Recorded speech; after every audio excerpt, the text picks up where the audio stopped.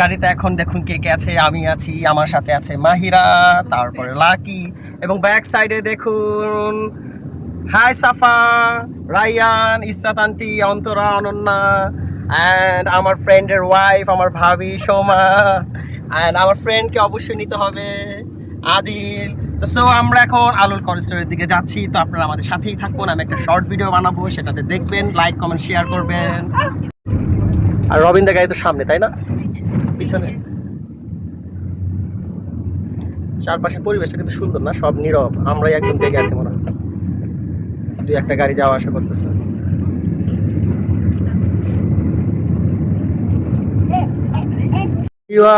এখন আমরা আলুর হিমাগারে এসে পড়লাম জায়েদ আঙ্কেলে। এই প্রথম আমরা আলুর হিমাগারে আসলাম। দেখুন একদম আলুতে পরিপূর্ণ, আর প্রচুর ঠান্ডা এখানে, কারণ হিমাগার করে রাখা হয় আলু এখানে। দেখুন ভিউয়ার্স, এখানে বস্তায় বস্তায় আলু। আলুর কোল্ড স্টোর আমি শুনেছি, এই প্রথমবার আলুর কোল্ড স্টোরে আসলাম।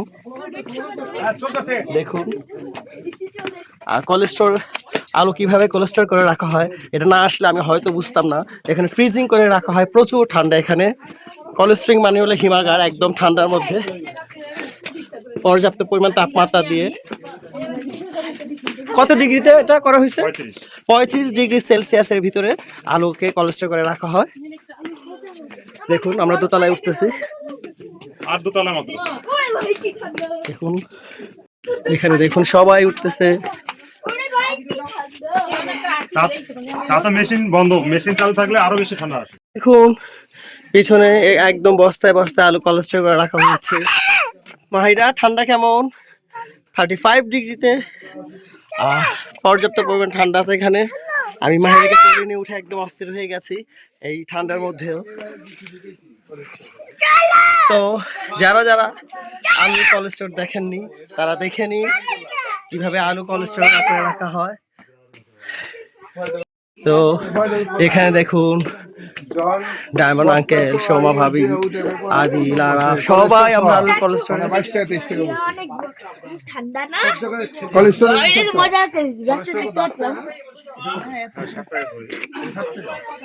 কিচ্ছু না, যান হেঁটে যান। দেখুন খুবই সুন্দর, যাতে উপর নিচে দুই জায়গাতেই একদম ফ্রিজিং এবং তাপমাত্রা পরিপূর্ণ থাকে, সেই জন্য এভাবে করা হয়েছে। ভিউয়ার্স, কোল্ড স্টোর এখন 12 ডিগ্রি তাপমাত্রা, তাই তো আমি বলি 35 ডিগ্রি কিভাবে 12 ডিগ্রি হবে? প্রচুর পর্যাপ্ত পরিমাণ এত এত আলু। ভিউয়ার্স এত এত আলু দেখুন, সবাই আমার কোল্ড স্টোরে উপস্থিত। আর আমার সাথে আরাফ আছে। আরাফ আমি দূরে কোথাও আসলে আমাকে হেল্প করে। এখানে আদিল,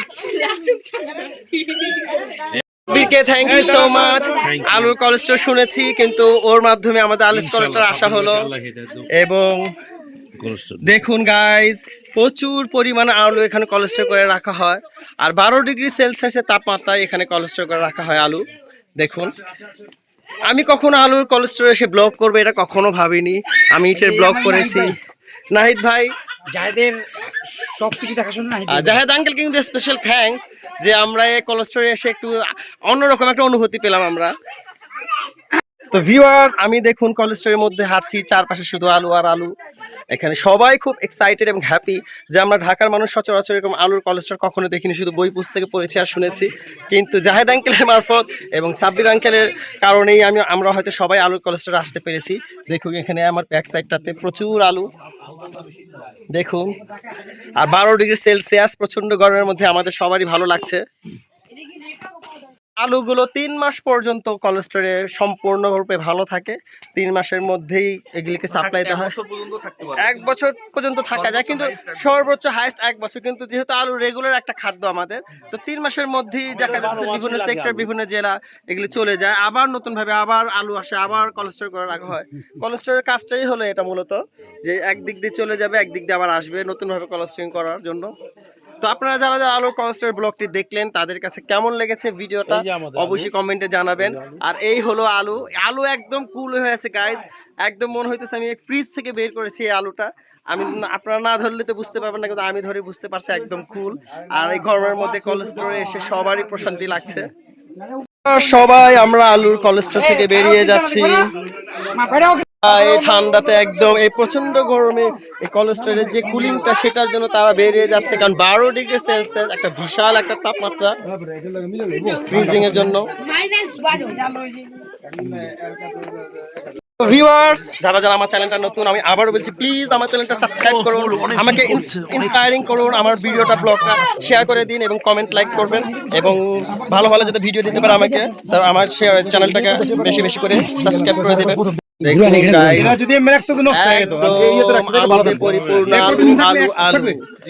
আলু আলু আলু 4 মাস থাকতে পারবো কি? তোমার গিয়া অক্টোবরের ভিতরে সবাই কালার দিব। শেষ।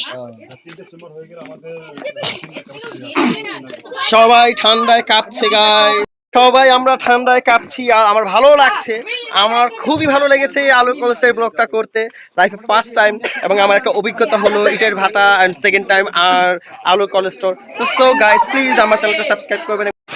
ভিউয়ার্স, এই হলো সেই মেশিন যেখানে গ্যাসটাকে কুলিং করা হয় হিমাগারের জন্য, আলুকে কোলেস্ট্রল রাখার জন্য। দেখুন এখানে পানি পড়ছে, এবং মেশিন চালানোর পর থেকে দেখুন প্রচুর পরিমাণে পানি পড়ছে।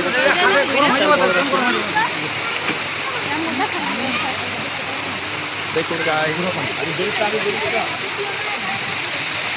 দেখুন গাইস, মেশিনটা বিশাল বড়। এই মেশিনটাই হলো আলু কোলেস্ট্রল করে রাখার জন্য মেন মেশিন। প্রচুর ঠান্ডা, এই মেশিনে পানিগুলি পড়ছে, তারপরে পানির মাধ্যমে মেশিনের মাধ্যমে কুলিং হয়ে পুরো আলুগুলো ফ্রিজিং করা হয়।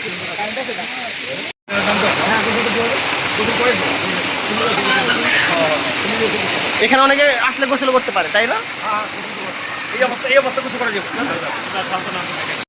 ভিউয়ার্স, আলু কোলেস্ট্রলের মেশিনগুলো এখন আমি আপনাদের দেখাচ্ছি যে কোন মেশিনের মাধ্যমে আলু কোলেস্ট্রল করে রাখা হয় এবং কুলিং করে রাখা হয়।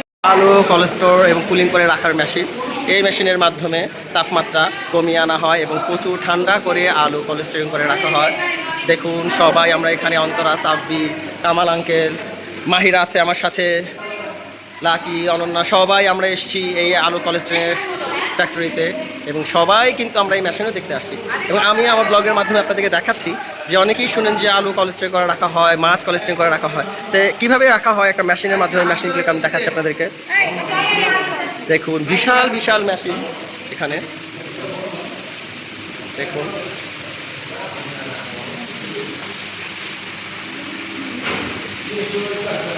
আর এখানে হলো আপনার switch, main switch, sub meter সব মিক্সড করা। বিকট শব্দ আসছে যেহেতু মেশিন একদম চলছে, প্রচুর শব্দ হচ্ছে এই মেশিন থেকে।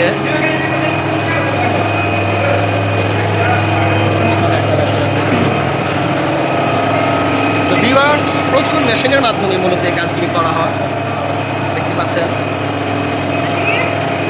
সবাই আমরা উপস্থিত হয়েছি এই মেশিনের রুমটাতে। কি পরিমাণ, কত অত্যাধুনিক যন্ত্রপাতি। একটা করলে হবে, একটা করলে হবে, এই একটা মেশিন।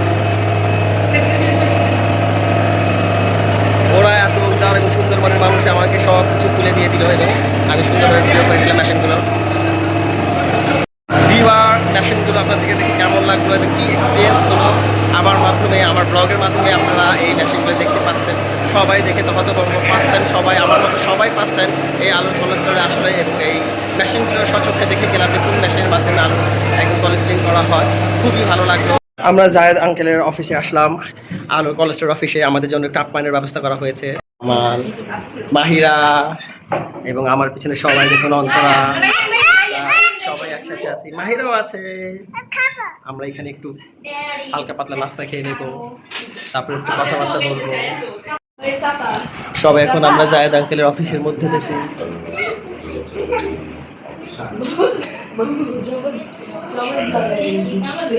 ফার্স্ট লাইফের ফার্স্ট অভিজ্ঞতা, ব্লগটা আপনারা অবশ্যই দেখবেন, মিস করবেন না। যারা যারা দেখেছেন তারা শেয়ার করে দিবেন যাতে এই আলু কোলেস্ট্রল ব্লগটা সবাই দেখে। ভালো থাকবে, বেশি বেশি লাইক আর শেয়ার করে দিবেন প্লিজ। যারা নতুন তারা আমার চ্যানেলটা সাবস্ক্রাইব করবেন, এবং কখনো আবার কোনো এক নতুন ভিডিও নিয়ে আপনাদের সামনে হাজির হব। হ্যাঁ, ভালো থাকবেন, আসসালামু আলাইকুম।